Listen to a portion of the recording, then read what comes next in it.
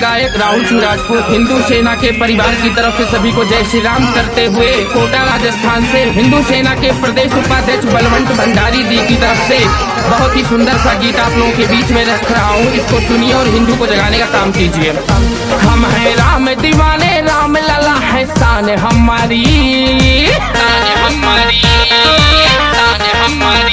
हम हैं राम दीवाने, राम लला है शान हमारी। कहते हैं बलवंत भंडारी हो, हमसे टकराओ ना, हम हैं हिंदू भगवाधारी। कहते हैं बलवंत भंडारी हो, हम हैं राम दीवाने, राम लला है शान हमारी। कहते हैं बलवंत भंडारी हो।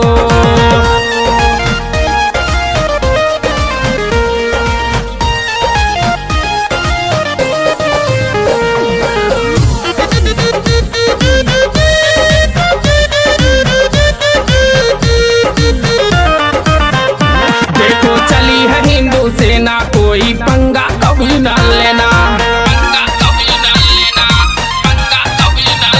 देखो चली है हिंदू सेना कोई पंगा कभी न लेना। मंदिर वहीं बनेगा, पूरी हुई है सभी तैयारी, मंदिर वहीं बनेगा, पूरी हुई है सभी तैयारी। कहते हैं बलवंत भंडारी हो, हमसे टकराओ ना, हम हैं हिंदू भगवाधारी। कहते हैं बलवंत भंडारी हो।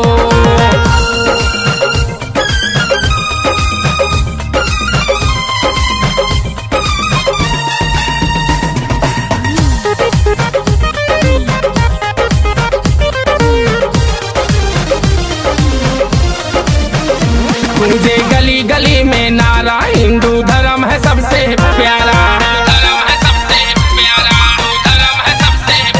मुझे गली गली में नारा, हिंदू धर्म है सबसे प्यारा। हिंदू धर्म बचाना हर हिंदू की जिम्मेदारी, हिंदू धर्म बचाना हर हिंदू की जिम्मेदारी। कहते हैं बलवंत भंडारी हो, हमसे टकराओ ना, हम हैं हिंदू भगवाधारी। कहते हैं बलवंत भंडारी हो।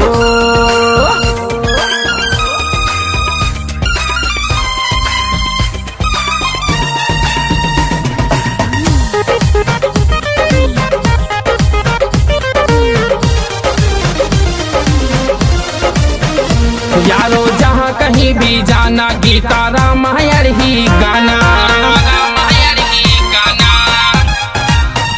यारो जहाँ कहीं भी जाना, गीता रामायण ही गाना।